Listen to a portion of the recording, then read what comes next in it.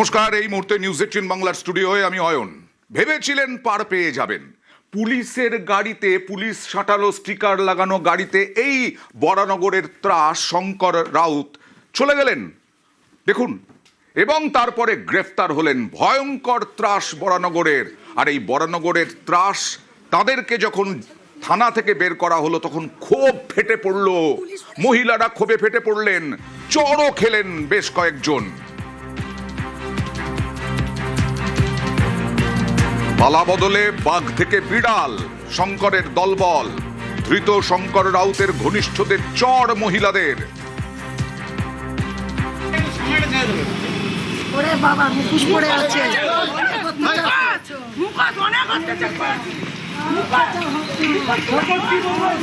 কি বলবে, কি বলবেন, কি বলবে, কি বলবেন, কি বলবেন, কি বলবে, কি বলবেন, কি বলবেন, সংগঠনটা কি বলবেন? এত জানিয়েছে বরানগরের বাসিন্দাদের যে আজকে থানা থেকে বের করার সময় একেবারে চড়। কথা বলবো প্রতিনিধি সুবীরের সঙ্গে। সুবীর, এত জ্বালিয়েছে যে মানুষের মধ্যে ক্ষোভ পুঞ্জীভূত ছিল একেবারে। দেখো, একদমই ঠিক আমরা এই যে বরানগরের যে ফ্ল্যাট বলা হবে শঙ্কর রাউত, এই শঙ্কর রাউত এবং তার যারা পরিবারে রয়েছে তারা কিন্তু গতকাল এভাবেই লেডিপাড়া বাগান বলে একটি জায়গা আছে, সেখানে কিন্তু তারা যান এবং সেখানে নিষিদ্ধ পল্লী একটি রয়েছে, সেইখানে গিয়ে মহিলাদের কিন্তু মারধর করে এবং মারধর কিছু করেন না, তাদেরকে কিন্তু একদম তাদেরকে করা হয়, তাদেরকে করা হয়। তারপরে কিন্তু এই ঘটনায় কিন্তু শঙ্কর রাউত চারজনকে পুলিশ গ্রেফতার করে।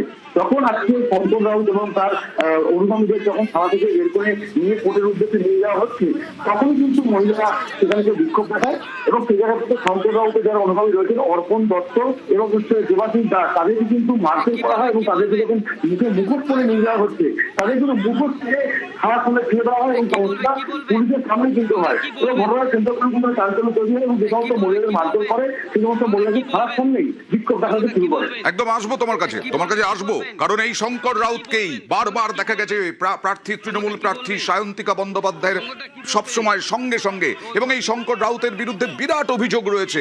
মহিলারা কি বলছেন দেখুন, বারবার অপমানিত হয়েছেন, বারবার আক্রান্ত হয়েছেন, তারা শাস্তি চাইছেন।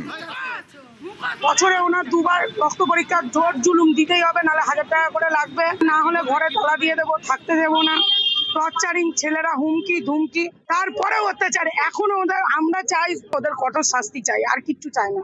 উনি অনেক চামচা পুষে রেখেছে, ওনার অনেক চামচা আছে, এখনো চামচারা ধুমকি হুমকি দিচ্ছে, এখনো পর্যন্ত, এখনো আতঙ্কিত হয়ে আছি। পালা বদলের পরেও আতঙ্ক এখনো মানুষের মধ্যে এই শঙ্কর রাউতকে এবং তার ত্রাস আরো ঘনিষ্ঠদের নিয়ে। সুবীর, দেখো অয়নদা, এটা কিন্তু আজকের ঘটনা নয়, আগেও কিন্তু দেখা গিয়েছিল যে ব্যবসায়ীদের বাড়ির ভিতর ঢুকে ব্যবসায়ীদের কিন্তু মারধর করেছিল এবং সেখান থেকে টানতে টানতে বাড়ি থেকে সেই আবাসন থেকে কিন্তু টেনে নিয়ে গিয়েছিল। এমনটা কিন্তু অভিযোগ ওঠে শঙ্কর রাউতের অনুগামী অর্পণ দত্ত এবং তার অনুগামীদের বিরুদ্ধে। এবং তারপর অর্থাৎ শাসক দল যখন ছিল সেই সময় পালাবদল হওয়ার পর যখন এই ঘটনা অর্থাৎ গতকালের যে ঘটনা, এই যে নদীতলা যে এলাকা, সেই এলাকাতে কিন্তু এতদিন এই যে নিষিদ্ধ পল্লী চলতো, এই নিষিদ্ধ পল্লী কিন্তু একদম দখল হবে শঙ্কর রাউতের কিন্তু অঙ্গুলি হিরণ, সেখান থেকে কিন্তু মোটা অঙ্কের কমিশনের টাকা এটা কিন্তু শঙ্কর রাউতের কিন্তু কাছে আসতো, এমনটা কিন্তু অভিযোগ। সুবীর, এই যে ছবি আমরা দেখছি, বিদেশ বিভুঁয়ে যেতেন এই শঙ্কর রাউত, শুধু তাই নয়, নাকি বিশ্বকাপ ফুটবল দেখতেও যেতেন, আর হাতে সোনার মোটা মোটা চেন, প্রচুর সম্পত্তি। কি করতেন শঙ্কর রাউত যে এত সম্পত্তি? দেখো, শঙ্কর রাউতের উৎপত্তি কিন্তু বাম আমল থেকে, এবং বাম আমল অর্থাৎ বামফ্রন্ট সরকার থাকাকালীন কিন্তু সে সময় একদম শঙ্কর রাউতের নাম একদম প্রথম সাইডে থাকতো। কারণ টোটাল অর্থাৎ এই যে নির্বাচন করানো হতো, নির্বাচন করানোর কিন্তু দায়িত্ব পুরোটাই থাকছে শঙ্কর রাউত এবং তাদের অনুগামীদের উপর। যখন সিপিএম বামফ্রন্ট সরকার চলে যাওয়ার পর আসছে তৃণমূল কংগ্রেস সরকার, এবং তৃণমূল সরকার থাকাকালীন তখন কিন্তু এই যে প্রভাব প্রতিপত্তি কিন্তু শঙ্কর রাউতের বেড়ে ওঠে। এলাকাতে প্রমোটিং থেকে শুরু করে জমি কে বিক্রি করবে এবং সেই জমি কিন্তু শঙ্কর রাউতকে বিক্রি করতে হবে এবং যেই দাম তিনি দেবেন সেই দাম তাদেরকে নিতে হবে, এমনটাই কিন্তু একদম বাধা ছিল। এবং সেই জায়গা থেকে শঙ্কর রাউতের নামে কিন্তু একটা সমস্ত ছিল এলাকা, যারা প্রমোটার থেকে শুরু করে যারা জমি বিক্রেতা ছিল তারা প্রত্যেকেই। এবং শঙ্কর রাউতের এই যে প্রভাব, এই যে তার যে ক্লাব বিভিন্ন সময় প্রতি বছর এবং এক মাস অন্তর অন্তর কিন্তু রক্তদান শিবির থেকে শুরু করে বিভিন্ন অনুষ্ঠান কিন্তু কর্মসূচি নিত। কোথা থেকে এত টাকা আসতো? সেটা কোনো কাজ করতো না।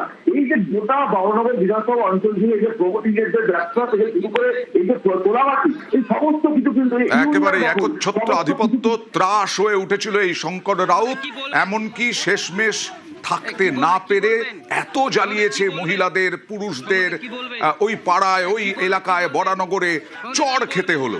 কি বলবেন সংগঠনটা, কি বলবেন সংগঠনটা, কি বলবেন? ও